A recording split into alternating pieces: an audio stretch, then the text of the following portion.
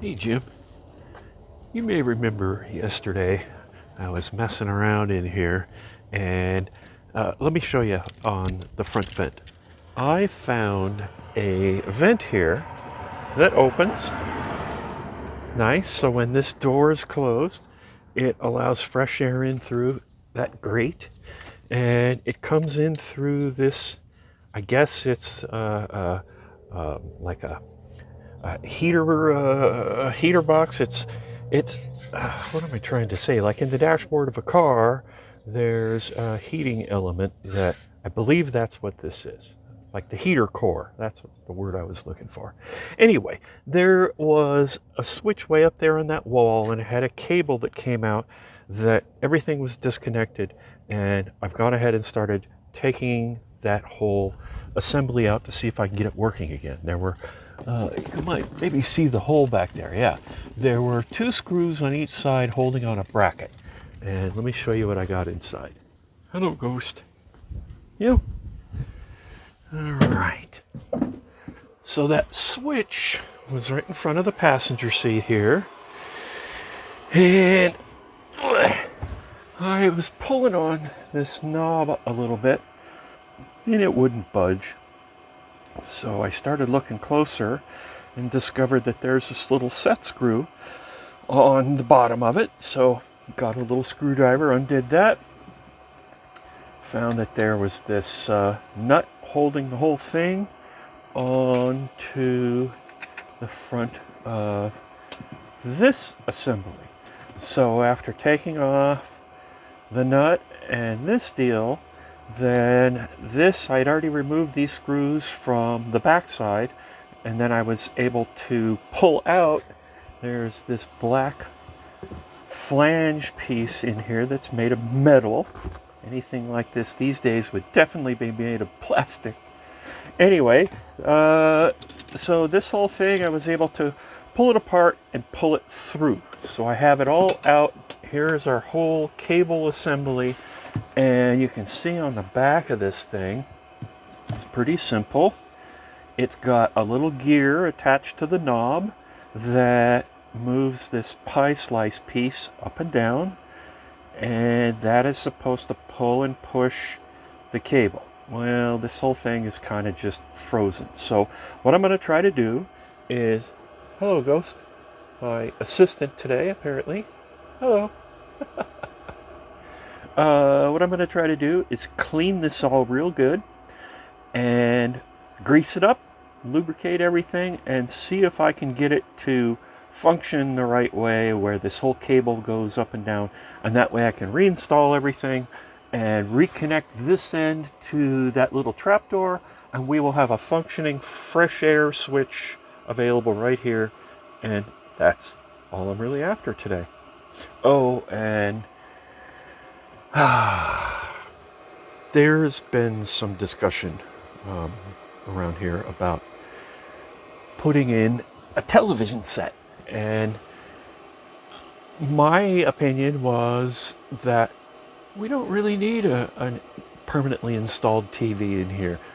It's unnecessary because most of the time what we're going to do is we're going to watch TV on our phone or on our tablet. And my beautiful wife Shannon said, but it's just nice to have a TV, you know, a bigger screen, and one that you don't have to hold or have propped up on your belly, or, well, but it's just wiring it, and where are we going to install it and all of that. So, oh, well, I'll show you the compromise. Why would you want to watch TV on your phone, right? Yeah, oh boy. Yeah, we're watching our favorite show. That is a 65-inch high definition TV mounted across the back wall, and that's the compromise. So Shannon got a TV. The only problem with this TV is your feet get in the way. But I guess I can move my feet somewhere else. In fact, in the bedroom here, look at that. It's got these 4 controllers. He's talking about each one of them, the secret panel here with the 4 controllers. A couple of them were open, a couple of them were not open, and they all right, back to the project at hand. I have taken it apart and put it back together, cleaned everything. As you can see, I disconnected the cable from the end of the mechanism here. And after I got everything lubricated, let me see if I can put the camera down. Okay, so I put the knob back on, and you can see now that it goes through its complete swipe, no problem. And I think the real issue is that the other end of this cable, this end here, I'm going to say somewhere in the past, the cable here is broken off. And what they did is they just put the fittings further up the cable. So at this point, our cable only has an available throw of about less than half of an inch. And in order for that flap to be able to open and close all the way, this, and if you look again at this, we need to match the amount of throw available here. So